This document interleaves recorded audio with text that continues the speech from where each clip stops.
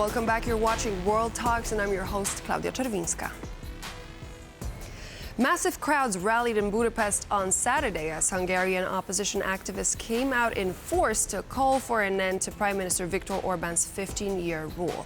Meanwhile, Orbán went as far as to call those who oppose him as insects. To take a closer look at the rallies taking place in Hungary and their potential to elevate opposition Peter Magyar to a position of power, I'm joined by Ilona Gizińska from the Center for Eastern Studies, who specializes in Hungary's domestic and foreign policy and cooperation of Central European countries. Great to have you in the studio. Thank you for joining me. Thank you for the invitation. Hello. So let's break this down. How can we describe what happened on Saturday and why did it happen? Right. So the occasion for the gatherings that took place in Budapest on Saturday was the national holiday of 15th of March, which is one of two biggest occasions for the Hungarian nation to celebrate their freedom. And here we have the context of the Hungarian Spring of Nations of 1848, when the Hungarians battled against the Habsburg Empire. So this was the general occasion, which is usually very important on the political agenda for the Hungarian politicians. And they try to build up a political narrative which is based on those historical events. So let's take a look. Peter Magyar and Viktor Orbán, what were those different narratives on that day? Right, so both they build up the narrative on the conception of freedom and how it was taken away from the Hungarians at the 19th century. So the analogy that was made by Viktor Orbán was that actually it is the European Union who plays the role nowadays of the Austrian Empire, and they are somehow taking away the freedom of Hungarian nation. They are taking away their sovereignty. And Peter Magyar, he also tried to make this reference to the freedom as a very important value for the nation. But from his perspective, the one who is taking away the freedom from Hungarians is Premier Viktor Orbán and his cabinet, because he's limiting the freedom of speech and also making it incredibly hard for the opposition to exist on Hungary. And how would you assess the chances of Tisa and Peter Magyar in when it comes to popular support by comparison to Viktor Orbán's? Yes, we have many polls that indicate that right now Tisa is really gaining on popularity.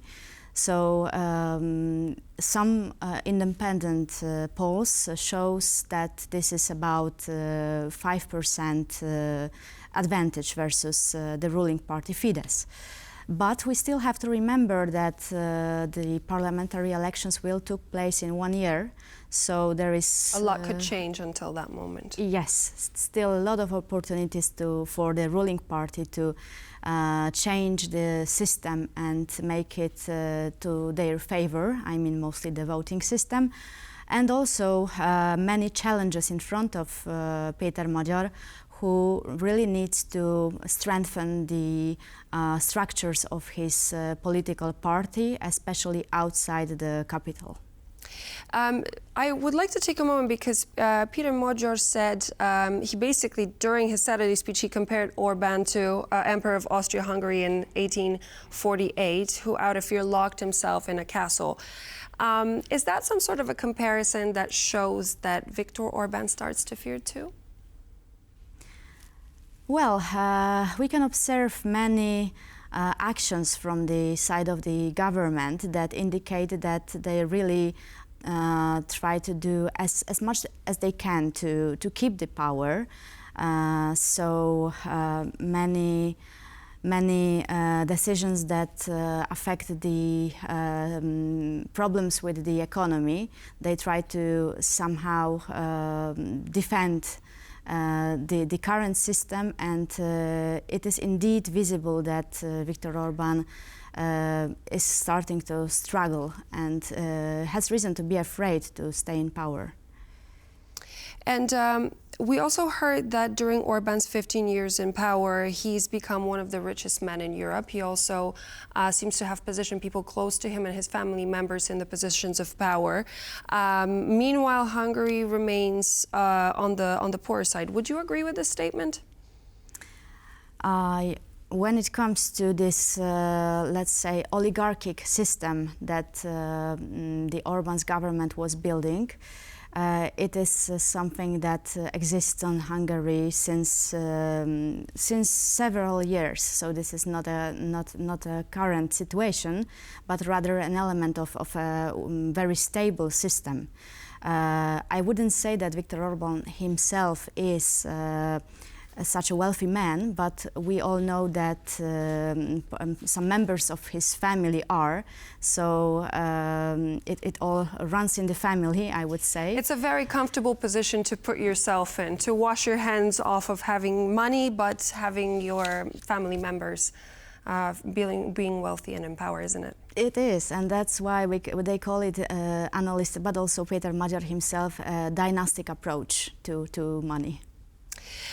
You said that this is somewhat of a stable system, something that we've seen recurring in the past. Do you think that Tisa and Peter Magyar could actually give a beginning to a dawn of something new when it comes to this political establishment in Hungary? Mm-hmm. The hopes are really high on the streets of Budapest, so there are really many Hungarians frustrated with the current situation. So the main question is if Peter Magyar will be able to capitalize this support he is receiving and to build proper structures of his party, to also engage more professional politicians around him, because right now that he's a little bit accused of practicing a one-man show. He's not really, he doesn't have many people around him who are politicians. So this is a question of his competences as a professional politician, and also a question of the conditions of the Hungarian economy, which is in favor of the new opposition, because Hungarians are really starting to face lowering of standards of their life, and in those circumstances it's somehow easier to take away the power from the current government. In the meantime, I wanted to take a look at the points that Mr. Orbán made during his speech. Obviously, this was a big day for him. He mentioned that Hungary demands a Europe of nations, restoration of the competences unlawfully taken from nations, expelling Soros agents from the Commission, not to mortgage grandchildren's future and the union's debt, not bringing migrants, just to name a few. How would you comment on the demands that Viktor Orbán made on that day? There were actually 12, and this is again a reference to the revolution of the 1848, when the revolutionists had 12 demands from the Austrian Empire. So the historic analogies are very clear here. Very much alive. Very much alive. Well, I would say that all these demands are quite well known when we listen to the nationalist narrative of the Hungarian government. What is especially emphasized right now and kind of new is this very strong opposition against Ukraine joining the European Union. This was the last point of those 12 demands. His cherry on top. A cherry on top, exactly. It is more and more visible during the current campaign, because we can already call it a campaign, and it is 1 year ahead of the election, that he's trying to actually build up a hostile narrative on Ukraine joining the European Union and how it would affect the economics of Hungary, which is already struggling.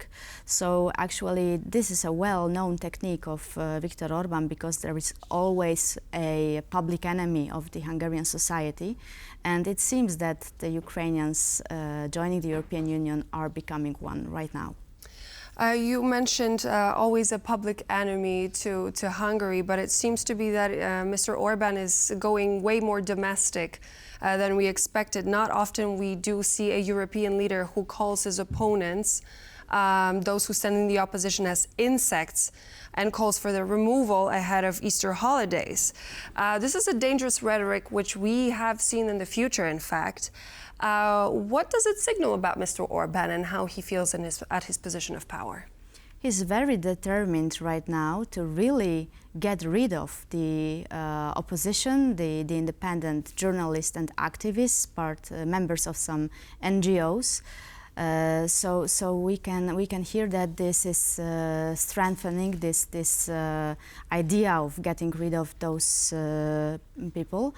It began actually when there was a change of power in the US, and also what's happening with the organization USAID allows Orban to make some changes, because we can see that the financing from the US will be limited. And this encouraged him actually to make a step further, and the Hungarian ruling party introduced even a constitutional change which will allow expel some citizens with dual citizenship who have violated the sovereignty. Definitely a lot happening when it comes to Hungary, and we keep our eyes on it. One of the European members. Thank you so much, Ilona Gizińska, analyst at the Center for European Studies. Pleasure to have you in the studio. Thank you so much. And so this would be all for now here on World Talks, but please do stay tuned. We have Ben Lee coming up with the latest news in just a moment.